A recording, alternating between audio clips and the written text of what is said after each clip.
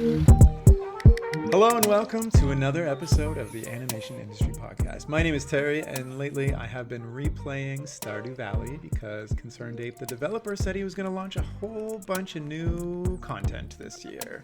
So I'm playing it, and I'm finally on Ginger Island for the first time actually, and I'm currently making a farm of pineapples.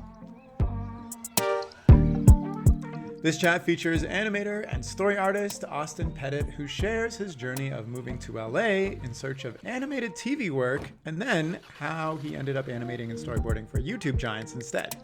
Over the years, his work has been seen by millions on channels like Game Grumps, NOXP, Cass Vanderpool, and GingerPale. And in our chat, he shares how he got into the YouTube animation industry and how you can too if you're interested in pursuing that. But first, this episode is in part sponsored by Mograph. You can learn more about their software at mtmo.co or check out the description in this chat. For over 10 years, Mograph has powered up animators and motion designers with industry-leading plugins and software. They offer an unrivaled lifetime license that will leave you speechless. With constant updates and next-generation tools to improve your workflow, like Boombox, their all-in-one sound design toolkit of over 14,000 commercial-grade sound effects. Or Wander, their ultimate media collection engine, or the legendary Motion 4, known as the most helpful extension for motion designers in Adobe After Effects, a tour de force of tools and controls for professional animators, brands, studios, and creators since 2013. You can use my special code AIP at checkout for 20% off your lifetime license, and all of this info is in the description of this chat, so please go check them out. And now, without further ado, let's jump in. Hello, Austin. How you doing? Hello. I'm good. How are you? Good. We were just chatting, and somehow I've been following you on Instagram before I even started my animation journey and went to animation school and wow. I don't know why it took me this long. Yeah, it's like six, 7 years ago. It's That's crazy. nuts. I don't know. But anyways, here we are. Hi, how are you? I'm good. Thanks for having me on. Of course. Yeah. I don't know why I didn't ask you to be on sooner. But anyways, I've been following your work for a long time. I really like what you do. And you just Thank told you. me you moved to LA. So tell me, so in my mind, so as a Canadian who lives in Toronto, and I have never been to LA. I've been to California, San Diego, but not Okay. LA. But in my mind, LA is where it's at if you want to become a creative, an actor, an A actress, lot of weirdos out animator, here. a writer. But at the Yeah. same time, I feel like everybody's working in the same coffee shop. Like you go into a coffee shop and there's 500 actors and wannabe animators working there. And they're all living in the same apartment because rent is insane. And every once in a while, the industry picks somebody up and makes them cool. So I don't know. Tell me, because it sounds yeah, I'm gonna go to make my dreams come true, but at the same time, oh no, I'm going to compete with everybody. Tell me why you decided to move to LA. Yeah. So it's funny you say they all live together because me and I moved out here with my girlfriend and then two other roommates that we all met in animation school. And we all moved out at the same time to find jobs out here. But I know it's notoriously competitive, but everyone I met out here has been so supportive. Like everyone wants to help. Hmm. At least if you're nice, they want to help you out and set you up as much as they can. And that's kind of what I've been trying to do with my roommates too. Like if we ever find work, we want to try to squeeze the rest of us into that too. Yeah, it makes sense. So wait, if you find work, so you get a storyboarding job and they need somebody else, you're like, hey, my roommate, here you go. Or you get a storyboard job and you're like, can you help me out on this and I'll pay you? Yeah, kind of. We when we first moved out here, we went to CTN. I Yeah. forget what that stands for, but it's some animation expo. And I met with a recruiter at Nickelodeon, and my roommate was with me at the time, and I was like, "You want to go in with me, and we can both talk to these people?" And that kind of directly led to an animation job for my roommate at Nickelodeon. Oh, nice. I didn't get anything from it, but it was still That's not cool to nice. help each other out and then find something for one of us. Um, yeah. How is It stands for a Creative Talent Network. I had to look that up because I've never actually, I know it as CTN. I've never actually figured out what it stands for. Okay, so recruiter at Nickelodeon, is the lineup just like massively long? Like, because Yeah, there's there's recruitment events here in Toronto, and like you have to pre-register, even though it's free. Like they shut the doors, like people can't even get in, like because it's so busy. Yeah, you usually have to sign up ahead of time online, and then there's like a standby line. And I think that's where you get stuck waiting for like hours and hours. Like you spend $80 to get in and then stand in a line all day. Um, That but sucks. CTN, it was kind of like Lightbox is usually more busy like that. But CTN that year, I guess it was 2022, it was kind of dead. And that's why my roommate was able to go in with me because they weren't like Interesting. as busy as usual. I guess because I think that's when they were doing like this hybrid online thing as well because of COVID, probably. Maybe that's why. I think they were. Yeah, because I think I actually attended like online that year or something, now that I think about it. So what was the decision to move to LA originally? Like you were in animation school uh Yeah, in New that's. Jersey? I grew up in Jersey. I went to University of the Arts in Philadelphia, um, and I lived there for like What a two and a generic half or three name for years. university. University of the Arts, yeah. Okay. Um, what was I saying? So you went, sorry, I interrupted you. You went to the Like, University of the Arts and then you decided we have to move to LA. oh, so during COVID, like all like remote work like skyrocketed, especially in animation. Like everyone Yeah. had like these budgets to just invest in animation. So I was getting like consistent freelance work at the time, just like saving all my money. Um, and then I worked for Titmouse for a couple months. And that was the point where I was like, I can just keep doing this out in LA, work in person, find like more jobs out there. It just like it felt like the natural Uh, step for me. And in art school, everyone kind of like tells you that's the next step. Like you have to move out to LA to work in cartoons. I kind of have the opposite. Like I've been able to work from home for basically since I graduate. Well, I didn't graduate, dropped out of art school, animation school. And like my mind is like, I could just work from home forever based on like the contracts I've been getting without like having Yeah, to like move. I mean, I also live in Toronto, so like sometimes I go to studios or whatever.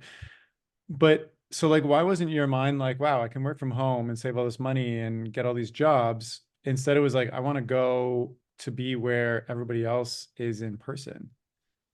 it was. I thought about it because I had other professors in Philadelphia that like did exactly that. They just did freelance in their spare time and made a solid living off of it. But I think I had like friends out here, like mutuals that I'd met online. I got you. Um, and there's a lot more appeal to like a studio environment for me, especially like TV studios. That's just something I've always uh wanted to do. But I think all of last year, all my stuff was freelance. And for a minute, I was like, why am I even out here I'm just gonna paying all say. this money to live in LA and like I could be doing this anywhere? Um, but yeah, I guess it's just the opportunity of like specifically the studio stuff and like the unions, Yeah, which I think New York has some unions now for like Titmouse. Um, but yeah, I think the unions actually are like the biggest appeal for being out here. that makes sense. And like, I mean, I keep seeing news about like offices shut down. Like the one of the original Cartoon Network offices is like Yeah, gone now. I saw they were putting the sign letters on on was it eBay, eBay or Craigslist or something? that's crazy. They were cheap. They were only like $300 to get a letter. You have to pay for shipping. I don't know how much that's going to be to get this huge letter in the mail, but I was like, should I buy one? Yeah, and I don't know how big they are. Like you see them on the side of the building, and Yeah. it's like hard to like picture them up close. They're like 10 But feet tall. It arrives in yeah. the mail. You're like, well, I don't know what to do with this now. But like, do you have is there like talk about like less in-person work there now that you're there? Or there's still like considerable office jobs? From what I've seen, most studios want you in person when you can, like once or twice a week is ideal. Yeah. But a lot of people that I know just still work from home. Me personally, I would try to go in just to like meet people and Yeah. Yeah, I don't know. Like we in school, we had like such like a collaborative environment, and it was like so much fun to make things with people. And it's kind of hard to get that doing stuff online, especially if you're like a one man like team doing a lot of this stuff. Yeah, that is something I miss a lot. Like every once in a while, I'll go into a stop motion studio and like work with people, and it's great. Yeah, It's just so nice to like be with other people and like go to lunch together and like exactly. if you want to chat with or like have a question, you don't have to like book a Zoom meeting and Yeah. get a time. Like you could just or like ping them. You could just be like yell. Yeah, I do miss that. Okay, so um how I want to know like okay, so you moved to LA and you've done a lot of freelance and what was your original goal? Like because when I look at your resume of work, you've done a lot of like YouTube animation, which is Hmm. really interesting to me versus like TV or like movie stuff. Like what was the original, like I know you're in storyboarding and animation, but like what was your original thing you wanted to get into? I so first it was comics, partially because of Adventure Time. Like a lot of the crew was hired through like comics and like just posting on the internet. And for a while, like I had no plans to go to college or anything. I was just thinking like I'll make web comics and then get discovered through that, or I'll start doing like there's like YouTube animations of my own and then get found and then transition into like TV stuff. Um, I also just like a lot of like YouTube animators. I think they have like a certain um what is it like I don't want to say like bite sounds too edgy, but there's something about them that you don't really get from like TV animation that's like Oh, so thousand like percent. fun. Yeah. Yeah, there's no censorship. Well, there is YouTube censorship, but like you can't like you can do so much more is the word with YouTube animation than you can with TV animation. Like Yeah. you can be crass, you can just tell a story however you want. The animation quality can be whatever you want as long as And you it's can experiment so much more yeah, too. totally. I kind of wish that's like something that I'm trying to figure out how to like because I pitch like TV show ideas to like studios a lot and it's something that I'm like trying to figure out how to merge because like TV animation is so formulaic and structured and established Hmm. that's hard to like break out of versus like YouTube animation like you could I don't know your character could be like a stick figure in one scene and then extremely highly rendered. I guess SpongeBob kind of does that in the next scene and then like whatever. I don't know. It's like in like my thoughts like kids or like adults are watching on all platforms so like why like limit TV animation to like this specific mm, formula of animation and storytelling when somebody Hmm. can just go and watch YouTube 1 second later and it's like a different thing. I don't know. And it kind of felt like we were breaking away from that with like streaming services. Like Netflix was getting so like crazy with all their early animations. Was Are they still? not that I well, there's some cool stuff coming out still, but they gutted like everything like Yeah, that. like when they came out with Centaur World and like Kitty, Orc and Kitty and like all this Yeah. like yeah, all these do whatever you want creator shows, I guess, if that makes sense. Hmm. Yeah, yeah, dang it. What happened? It sounds like things are starting to pick up again now. I'm not sure how like creative they're going to be. I don't think they're ever going to go back to that kind of like we're the cool free studio. You can do whatever you want here. But it seems like they are trying to get more animated stuff out now, Yeah, from what I've heard. I feel like it's picking up as well. I feel like we've gone through a lull and I feel like everything is picking up slowly, but Hmm. surely, hopefully. Okay, so like tell me about how do you get hired to work as like a YouTube storyboard artist and animator? Like are these are there like job postings normally like I don't know on like Indeed or LinkedIn or whatever like there are for like if Titmouse was hiring or you just email somebody like Gene and say like hey I like your stuff and you're I very mean, popular online can you read my message that I'd like to work for you? it I think I tried to work for Game Grumps for 2 years. I was like emailing and like applying. They had like a form to fill out for animators, and I just like kept doing that like every couple of months.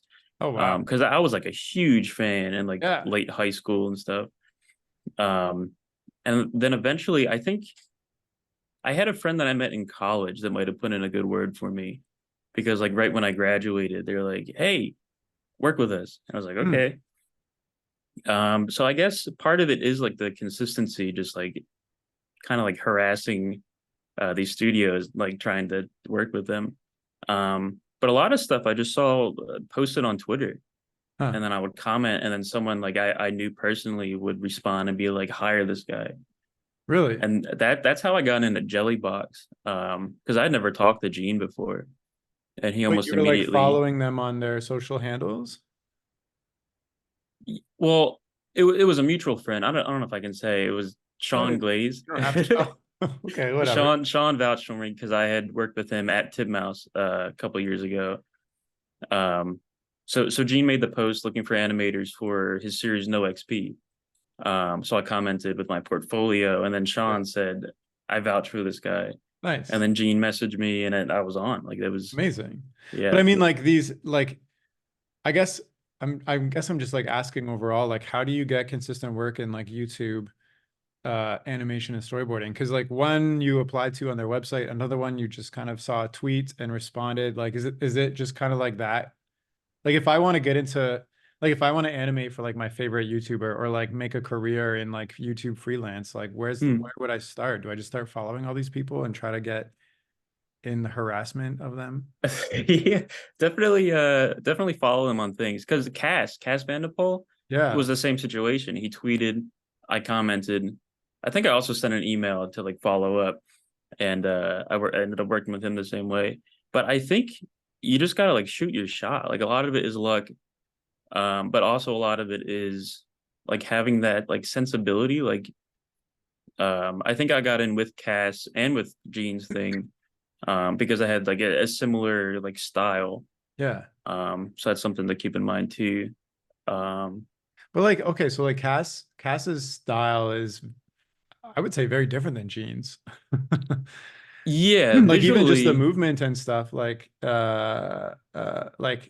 did you have to do a test? Like, or did they just like, here's a shot, give it to me by the end of the week? Gene, I did test for Gene stuff. But with that studio, I'm mostly like exclusively animating. Yeah. So maybe he saw like the kind of like motion in my like personal animations and was like that clicks with the stuff I'm trying to do right now. Um, yeah, I'm definitely more closer to Cass in terms of like art style. But I don't know, Gene's got like an eye for certain things and he's kind of ominous about it sometimes. Um, yeah, I don't know. Okay. I I think in general, just reaching out to these people and like taking a chance, because the worst they can do is like ignore you or say Right. no. Um, is kind of how I get a lot of my work. Do you have any idea about how big the team, like, because you worked on a bunch of YouTube stuff, like when you join a team, is it like, because you've also worked at Tim Mouse, et cetera, Hmm. uh, what, like, I'm just curious about the difference in like pipeline, for instance, like Gene, I guess it sounds like you were working directly with him, uh, which like makes sense. But when Hmm. you're working at Titmouse, it's not like you're working with the CEO of Titmouse. You're working with like a supervisor, a director, and blah, blah, blah, blah. And there's a whole team and revisions and blah, et cetera. Like, what is like, just walk me through the pipeline a little bit more. You don't have to like get specifics about like one person, or just like generic would be fine. Yeah, they're all pretty similar. There's usually the head honcho with at least like the YouTube stuff because you just work like more personally Yeah. with these creators. Titmouse, I always reported to what's it called? A production coordinator Yeah. Yeah. Yeah. who would then report to the director of the project. But also the director would like message me for like specifics and stuff, or like I need this by the end of the day, depending on what it was.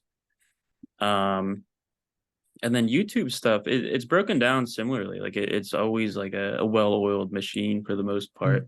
Mm. You got like the board artists, the animators, um, and then usually the creator acts as the director. Um, Cast usually does all his own character designs. So he'll like take your boards, see the things you drew, and then make characters according to your boards, which is pretty cool to see. I love seeing my drawings like done up in his style.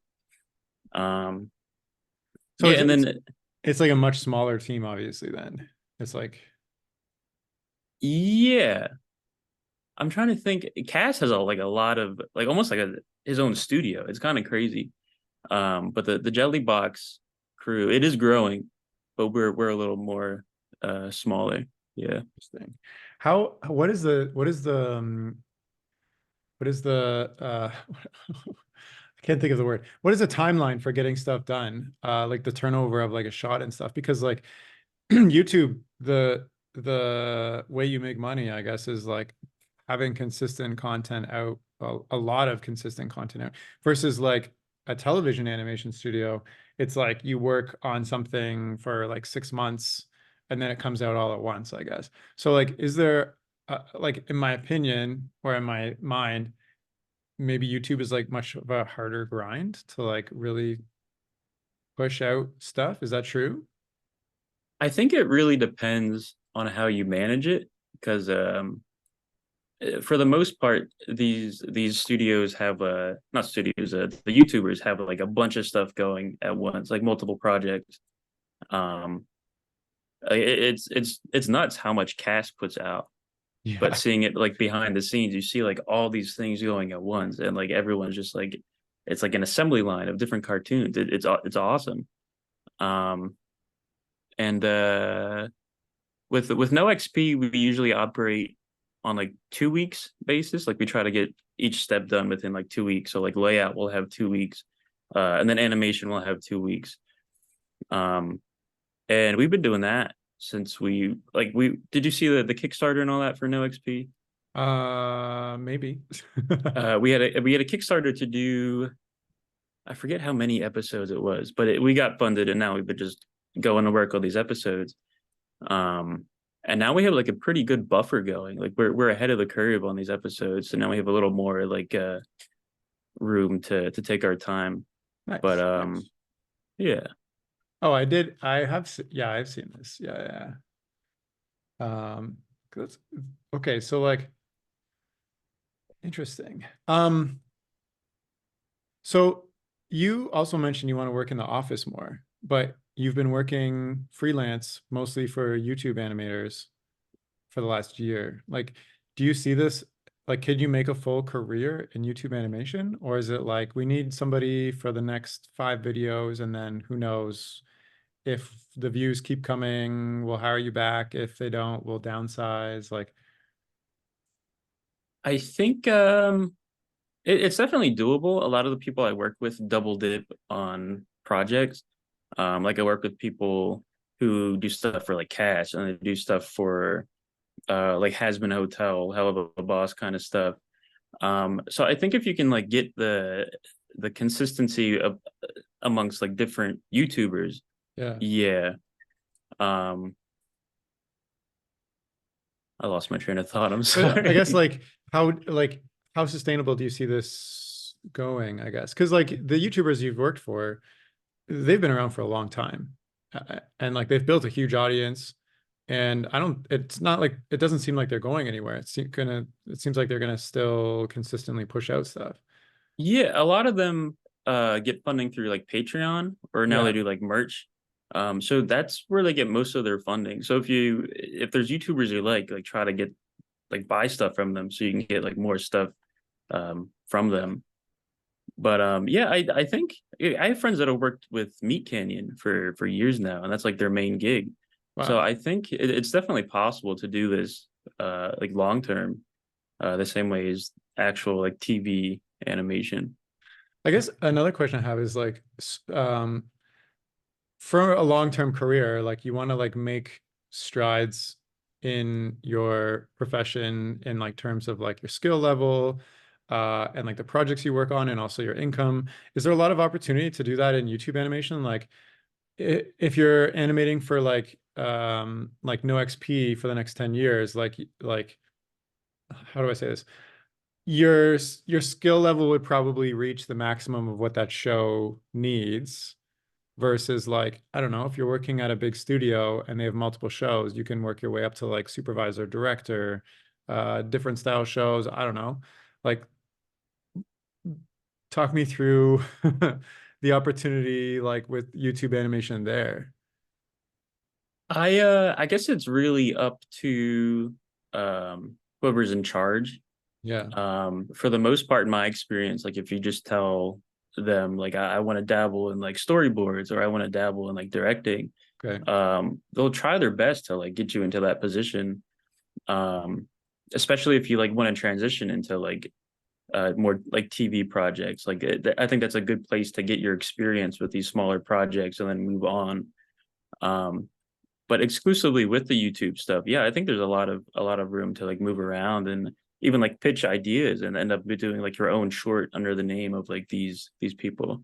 Okay, that makes a lot of sense because like Mhm. it's a much smaller and more agile like studio where you can have a bigger impact.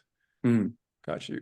What about like I don't know if you feel comfortable answering this, but like what about the pay difference like overall of like, what you see in studio like TV or film studio life versus like YouTube life?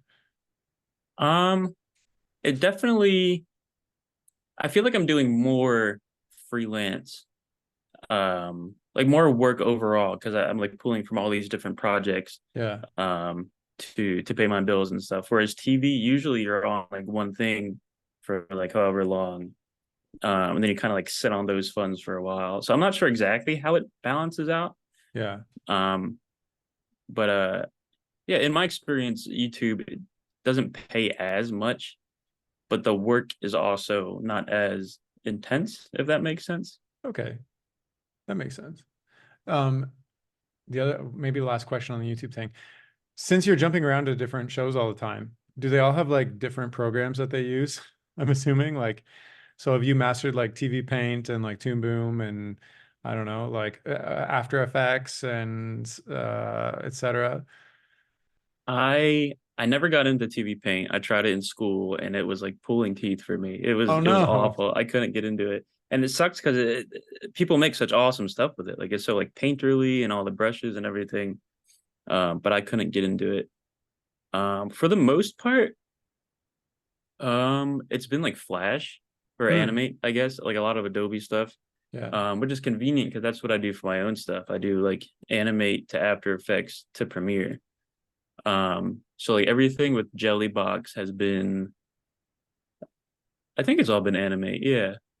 Um, and then for cast, I usually just do storyboards in Animate. Um, but I would imagine I can use like Toon Boom or whatever else I want for storyboard specifically. And there are some people at Jellybox who have like proposed shifting into Toon Boom as well because Animate is a awful program. Oh no. Okay, It's got just you. what we all know best, so it works out. How easy, so like going forward, like where do you want your career to progress when it comes to like animation? Because like you mentioned you want to do more in-person stuff, so that means like are you like actively trying to look for something in person, which would mean like, I don't know, working for a network or a studio in LA? Yeah, I have been. I've been trying to do more storyboards than animating, mostly because like I just like that medium more. I like telling stories more than actually like making the things move. That's just Yeah. more fun for me. I like sitting there and like thinking of characters and like situations. So I've been trying to find more storyboard work with like studios, mostly to get like a union job and Yeah. all that stuff. But I can't imagine stopping the YouTube stuff. I think I'd probably still be doing that on the side Makes because sense. it's fun. I like it. Yeah, and you could probably just pick up a couple scenes here and there without like major commitment. Yeah. How, okay, so you're literally in LA where everybody is. You have a bunch of experience, storyboarding, animating. How competitive is it to get like the studio job of your dreams that you want to get? Uh, Very because we're coming off of like a weird time in animation, where so many like seasoned veterans don't have jobs. Yeah. Oh So there's no. there's kind of like a how would you describe it? It's like there's like a buffer of like all these people that are probably going to be like first come first serve with these You have, jobs. you have to wait for them to get hired first. Yeah, and Yeah. not every studio is committed Then to when like they're hiring the scraping the green barrel. people. Yeah, That's what it feels like. Oh But no. maybe I'm just a pessimist about it. I mean, no, Um, that makes total sense. because even when there were all these layoffs, like these people were rolling off of jobs and then picking up the freelance. So for a while, even like freelance was hard to get. Dang. So like, how do you mitigate this? Like, how do you push yourself above like, how do you compete with these senior people that are now looking for jobs, or like even the people at your level that have the same experience as you? Like what do you do to like really stand out? Is it just, connections and get those people to vouch for you? Or like, are you actively trying to like improve your storyboards on the side every day so your portfolio looks killer? Yeah, kind of a mix of both those things. Moving out here, um, I underestimated how much it just puts you like in the middle of everything and the people you meet. Hmm. And odds are, if you meet someone and you're like not evil, like I said earlier, they want to help you out. So I think a lot of it is just like meeting the right people with not being a jerk, and then also having like the like showing that you're working toward that thing, and then Yeah. also like putting out that work for everyone to see. Um, is probably what gives you that edge over other people. So like I'm an animator in Toronto, and if I didn't go to like the conferences or the film screenings, like I wouldn't meet anybody, I guess. Like we're not just like walking down this, actually it's not true. I've walked down the street and met other animators that way. That's actually how I got this last job that I've been on. Wow. It was a coincidence. Our dogs met in the park and we're like, oh, what do you do? Oh, now I'm working with anyways. How are you meeting people in because like also networking is gross, like, hi, my name is Austin and I'm looking for work. Can you provide that for like how is this happening? How are you Yeah. meeting people? How are you being in the middle of things? Are you like actively looking for like screenings and like meetups and like I don't know, are you walking around town with a big sign on your face? Most of the people that I've met out here so far, I knew just from like posting on the internet, and we've been like longtime mutuals. Oh, Um, and so like, sometimes it's so just like like you I don't know, you follow each other on like Twitter and then you move to LA and you're like, hey, nameless, faceless person that I've been chatting with, want to grab a coffee? exactly, yeah. Oh, okay. There was a one artist I reached out to a couple of months ago, Wizard of Barge. Have you heard of him before?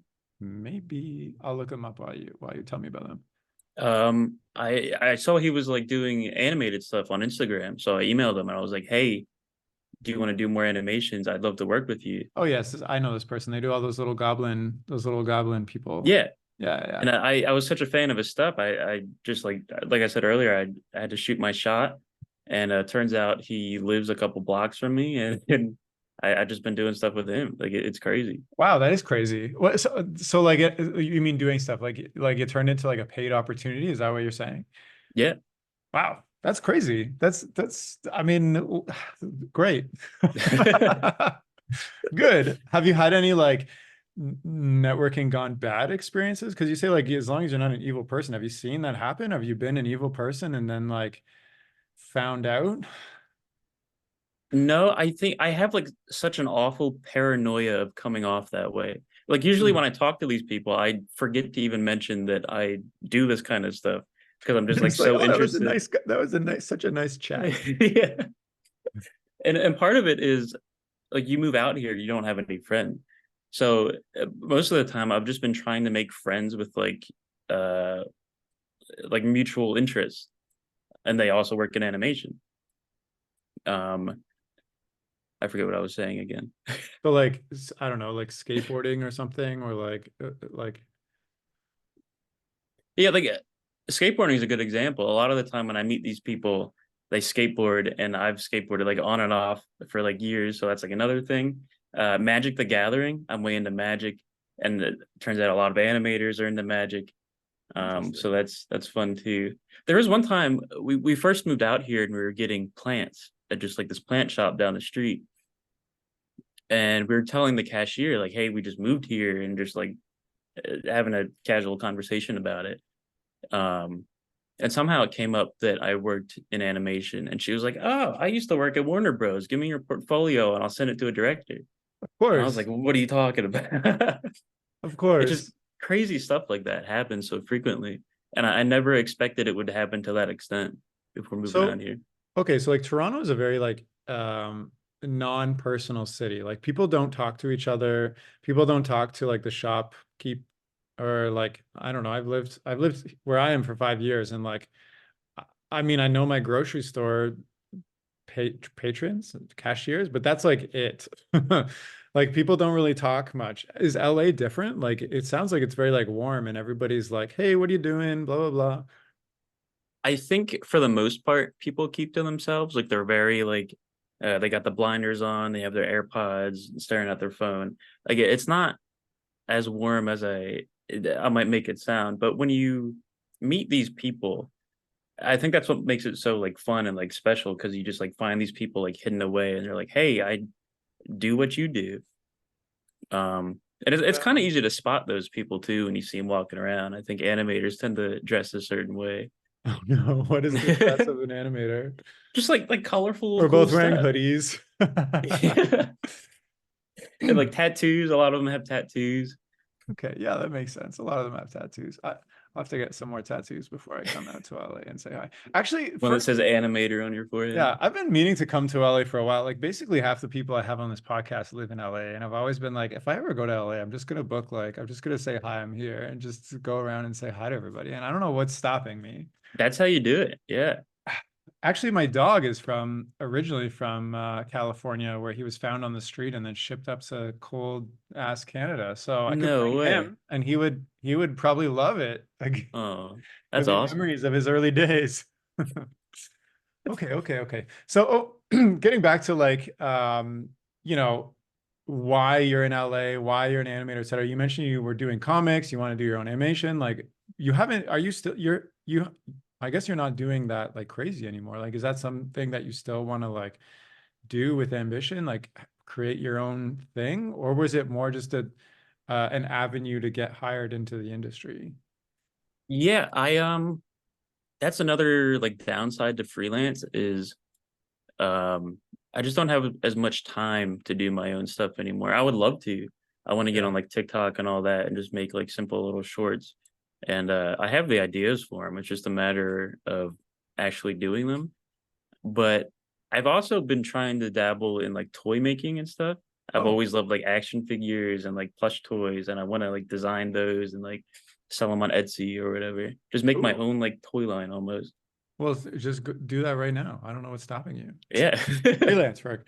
Actually, I wanted to ask you, you made a post like I think it was like last January that you were looking for work and like it was this cute little animated GIF. I think it's like still the first thing just went on your Instagram. Still the first thing. I wanted to ask you like somebody who's got a lot of experience, how effective was that in getting you like immediate work? Like I've seen other people do like the looking for work thing. I haven't tried it myself, but I'm just curious, like, what was the immediate like impact that had? I don't remember if it led to anything directly, but for whatever reason, that kind of got a lot of like views. Like I think it hit like 800 likes or something on Twitter, Yeah. and I got a lot of followers from it that were like higher ups in animation. Like Oh, one of the creators of Big City Green saw it, and I think he retweeted it. Maybe I don't remember, but that was like crazy for me. And then a lot of artists that I've just like followed for a long time followed me back through it. So I've interesting. made plenty of those in the past. I don't know what was so different about that one, but people liked Were they it. always like animated? Maybe the timing was right because it was like kind of during the downturn of like work last January. It Yeah, was like so like everybody was like in this supporting each other mode, maybe. that would make sense. Yeah, and I think I might have posted it on Portfolio Day, which is Hmm. like a monthly thing. Right. So maybe that might have helped too. But yeah, I Did don't know. you because did you have any like how do I say embarrassment of posting something like that? Like that kind of like looking for work post. Yeah, like hey guys, I'm out of work and I'm looking for work because that's something in my mind like part of my ego would not want to like publicize that. Like I've never posted something like that and like I don't know, there's nothing wrong with it and like I've liked and shared other people's stuff and like suggested things for them, but like for me like I don't know why part of my ego is just like don't do that. You'll be embarrassed. It does feel like I'm kind of sitting there with like a coffee mug asking for change sometimes. Yeah. But I think unfortunately it's like a necessary part of that line of work. Like you gotta put yourself in the like present yourself in that way. And there's like wording you can use like available for work or available to like opportunities or something that sounds a little less like a hit to the ego. Yeah. I've heard of some people like they know that their job is coming to an end in like, I don't know, 2 months. And they'll Mm. start posting and be like, I'm available at this time. And I guess that seems a little bit more like I'm in demand. Yeah, like get ready. Get ready. Who's gonna take me? Um, okay. Cool. Okay, so currently working on YouTube stuff, trying to get into the studio scene. Also want to make toys. Have you like okay, so you like lived here for a year, you've gone through school, worked on some cool things. Have you hit like the spot? Is this like, Austin has found his calling through all this? This is it. um, to an extent, yeah, I think a lot of people like when animation took that big hit with like all the layoffs, people were finding like different like creative avenues to like still like fulfill that kind of creative like drive, like different jobs that felt the same way. Okay. And I think about that a lot. Like, what else could I be doing if this doesn't work out? And I don't know. If there's anything else I'd rather be doing. But In the moving to entire LA, world. huh? In the entire world. There's Yeah, not a, because I worked like such awful jobs in the past, like and they what? all. Oh man, I was at a car parts warehouse for a little over a year before I went to school. That kind of like made me go to college. I was like, this is awful. I need to figure something else out. Oh my gosh. Worked a lot of retail, and it all just like exhausted me in the ways it's like hard to explain. But yeah, I love it out here. I think it like it's one of those choices I've made in my life where like it just feels like the right thing to do. That's awesome. That's awesome. That's really cool. So like, say you get the studio job, you're still in LA, you're working on the cool things, like what's what's left, I guess. Like I guess what I'm asking is like, is there something big that you hope to accomplish in your career on this path? I would really just like to work on like a long-term TV show. Something like Adventure Time is like my ideal like situation, like a very creative, long-running TV show. Yeah, right. Um, but being out here, we're so close to like the Jim Henson Studios and all that, which like I love. That's like such a major part of like my creative like inspiration is like Jim Henson stuff. Hmm. So I've been trying to figure out a way to like do something with them in like some extent. I don't know what that means, but I think that'd be pretty cool. That's like a bucket list kind of thing. Yeah, it makes sense that you're so close to so many things because like you'd hear about it so much faster than like say if I want to like work on something, I'd have to wait for an online posting or like which is if they're posting online, that means they couldn't like they've already done the rounds essentially of like everybody they know in their network, I guess, unless they have a policy.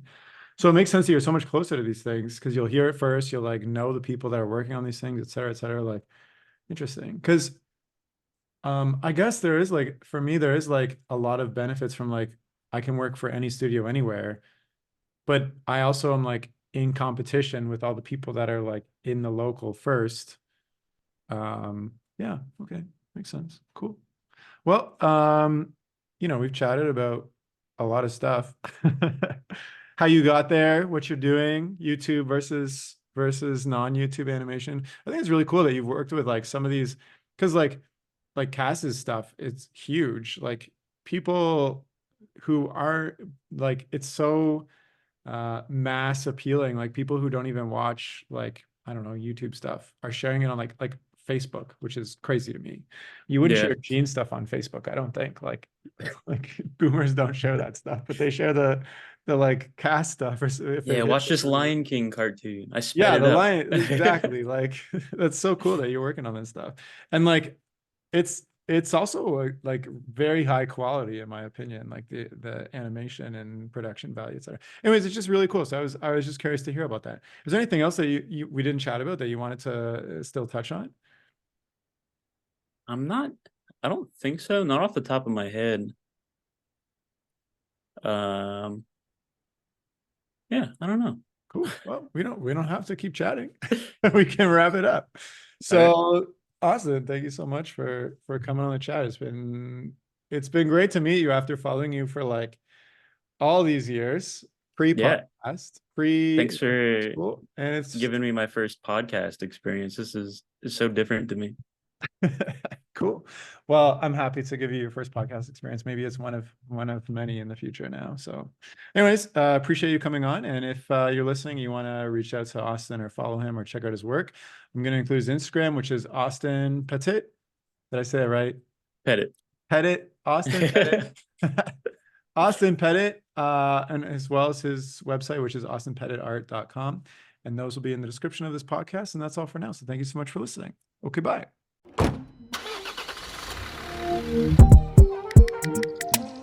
The music for this podcast was composed by Willem Mendo and the graphics by Luhan Wang. I encourage you to look them up if you've enjoyed their work.